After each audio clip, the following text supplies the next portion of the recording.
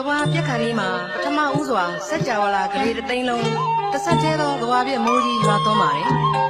ကဘာပြက်မိုးပြက်ဆဲသည်မှလွန်စွာရှည်လျားသောကာလမှာရေတစ်စက်တစ်ပေါက်မျှမိုးမရွာပဲကုန်လွန်သွားတဲ့အခါဒုတိယနေတစ်စင်းထင်ရှားဖြစ်ပေါ်လာပါတယ်နေတစ်စင်းဖြစ်လာတဲ့အခါနေတစ်စင်းဝင်ရင်နေတစ်စင်းထွက်ပေါ်လာသလိုဖြစ်လာပြီးမြင့်ပိုင်းခြားနေပိုင်းခြားဆိုတာလည်းမရှိတော့ပါဘူး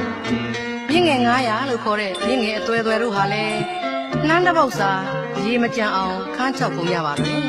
ဒီလိုနဲ့ကာလရှည်လျားစွာကြာမြင့်တဲ့အခါတရားနေတစ်စင်းတရားကြာမြင့်လာတော့စရုဒ္ဓနေတစ်စင်းပေါ်ထွက်လာပြီးမြစ်ကြီး9သွဲမြင့်ငယ်900တို့ရဲ့မြစ်ပြားခံရာခုနှစ်တွေ့သောအိုင်ကြီးများလည်းခန်းချောက်သွားပြန်ပါတော့တယ်ဒီလိုနဲ့ပဲကာလရှည်လျားကြာမြင့်လာပြန်တော့ပြင်စမမြောက်နေတစ်စင်းထပ်မံပေါ်ထွက်လာပြီးသမုဒ္ဒရာရေတို့ဟာတဖြည်းဖြည်းခန်းချောက်သွားပြီးနောက်ဆုံးမှာလက်တစ်စစ်စာစိုးယုံမျှတော့လဲမကြံရှိတော့အောင်ဖြစ်ခဲ့ရပါတော့တယ်။နောက်ကာလကြာမြင့်ပြန်တော့ဆဋ္ဌမနေတစ်စင်းထွက်ပေါ်လာခြင်းကြောင့်ဂရေတသိန်းသောစัจ java လာတိုက်တွေဟာတစ်ဆက်တီးအခိုးငွေများတစ်ပြိုင်ပြိုင်နဲ့မဲမှောင်တဲ့အခိုးငွေတွေကြောင့်အစိုးရများကုန်ခန်းသွားပါတော့တယ်။အပူချိန်လွန်ပြင်းထန်မှုကြောင့်မြင့်မိုးတောင်ကြီးဟာလည်းတင်းညွတ်ရင်းရင်လာပါတော့တယ်။အဲ့ဒါလို့နဲ့ကာလရှည်ကြာစွာကုန်လွန်သွားတဲ့အခါတတ္တမမြောက်နေတစ်စင်းထွက်ပေါ်လာပြန်ပြီးစัจ java လာဂရေတသိန်းဟာ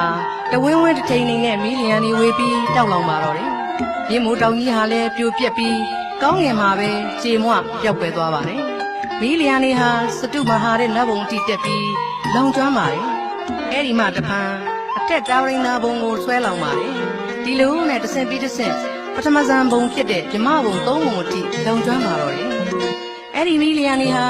ရုပ်သင်္ခါရတရားအနုမြုံမုံတစ်ဆင့်အမျှကြံရှိသေးရင်ကိုပဲမငြိမ့်သေးပဲရုပ်သင်္ခါရတရားအားလုံးကုန်သောအခါမှ